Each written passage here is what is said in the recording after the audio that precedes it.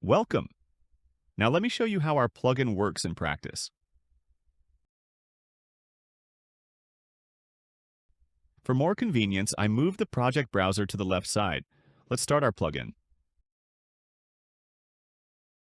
First, let's try applying the current settings by placing a few views and see what happens.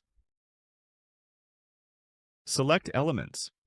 Select several rooms using Control. Finalize the selection by pushing on the Finish button. Apply. What we can pay attention to: views are too close to the walls. Some parts of the interior walls are ignored. And also, unnecessary views are present. This is because the plugin sets views even on small parts of room boundaries. Also, if we go to one of our views, we can notice that the crop view borders are too wide. Let's look at this some more right here. All of this can be customized. Let's remove our action and change the settings.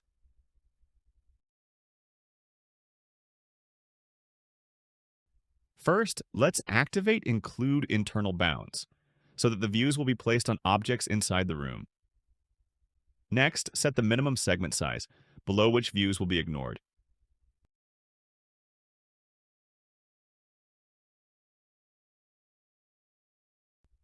Set the view depth.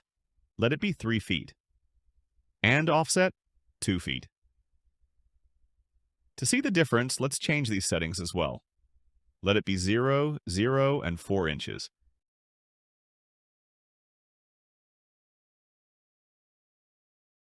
Arc segmentation. What does it mean? Here we can specify the number of views into which the arch will be divided. It can be columns, semicircular, or other arched walls. Please note that each circle in the Revit consists of 2 arches. So if in this case we set 2, we get 4 views. If we set 3, we get 6 views around a given column. Let's check the results of the new settings. Let's select the rooms. Click Finish, and then apply it. Now we can see. The views are at the specified distance from the walls. The view depth is as specified. Views on interior objects have been placed. Areas smaller than 8 inches have been ignored.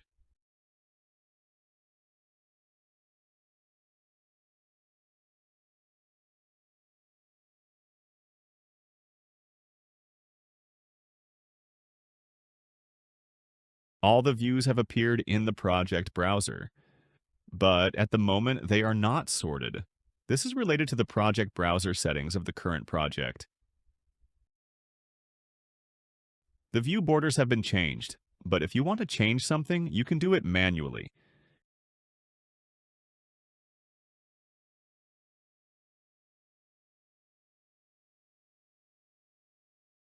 You can also pay attention to the name of the views, suffix, prefix, and also an indication of the nearest side of the world. The name is assigned by ordinal number in the project. This applies to elevations and sections. For elevation marker, we can assign a name in the center block. I'll show it later.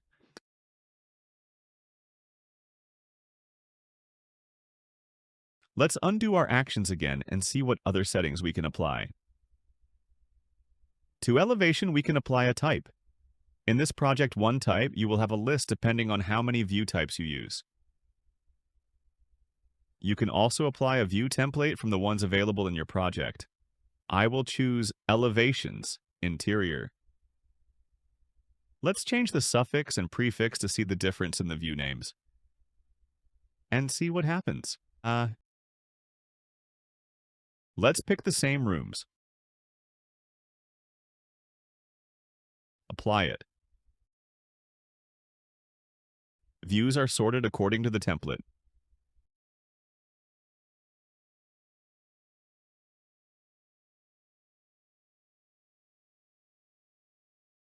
Template settings are applied to the views.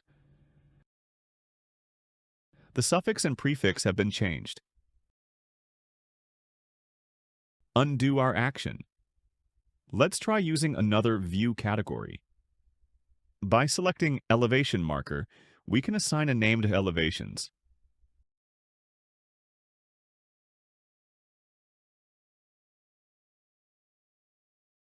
Let's see what changes.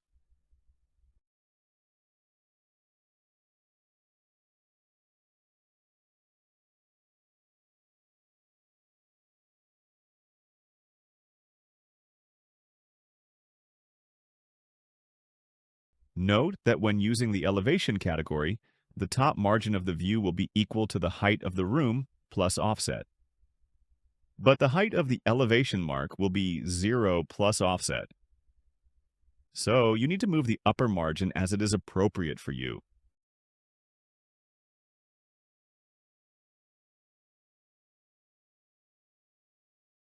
Let's bring back our action and try using section category.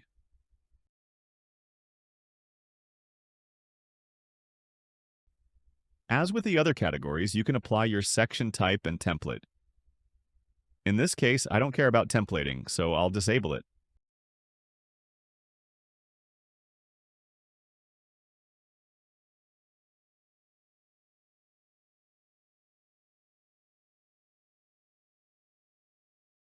Let's see what happens in this room as an example.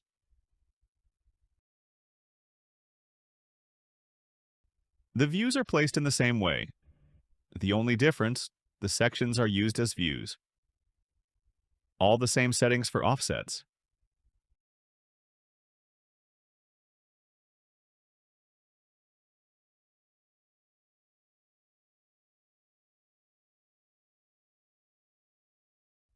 The same view depth and margin settings.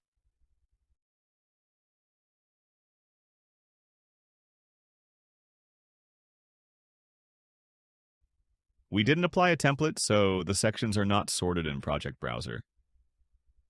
Their names follow the rules except for the center block, where the section is assigned a sequence number.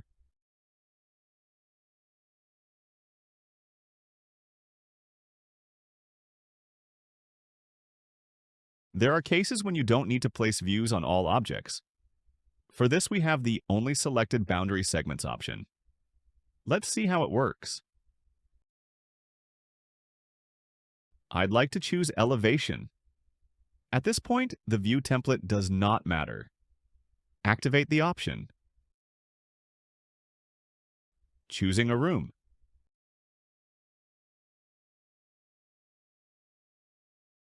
Finalizing the room selection.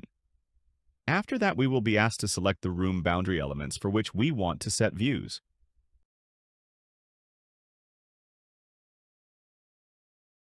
Let it be this wall, this column, and this wall. Finalizing the object selection. As we can see, the elevations are placed only where we need them.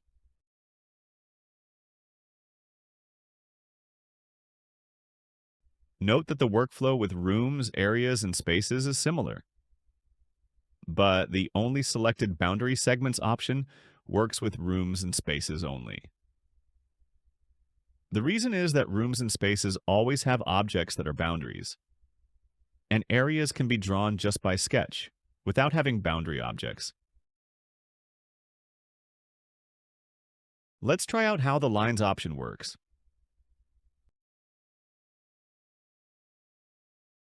When using the lines, we have these two options inactive. Sometimes we might need to place some views when we don't have any rooms. For this case, we can use any line that we can click on later. Let's take any detail line.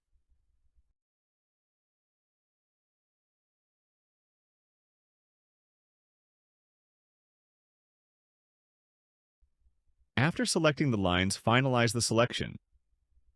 The next step is to select the orientation of the views.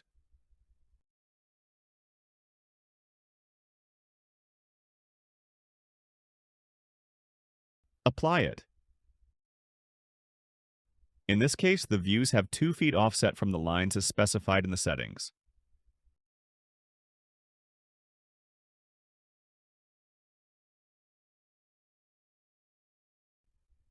This is the 2 feet distance. The view depth also matches the settings.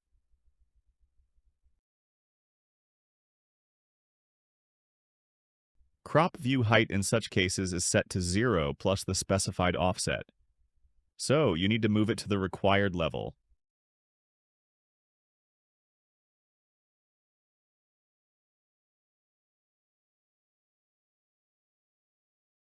Let's undo our actions and move on to the final step.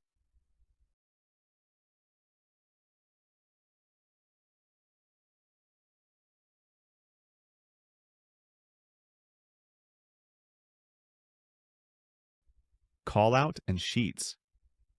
We're going to try this at the same time. Callout allows us to create a fragment of the plan along with views. Let's pick the rooms. Let this be the architectural plan template.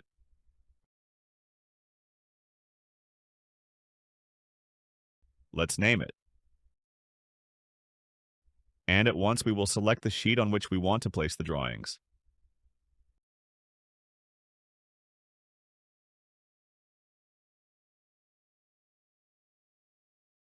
Selecting the room.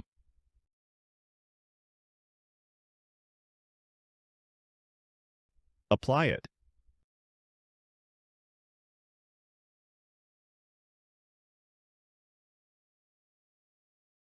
As you can see, the plugin has placed views. Placed callout. Specifies the view numbers and a link to the sheet number.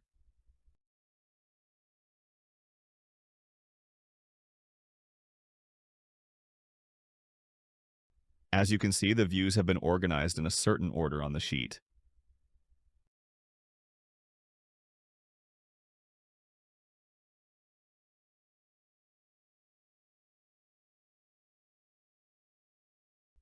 There is also a fragment of the plan, callout.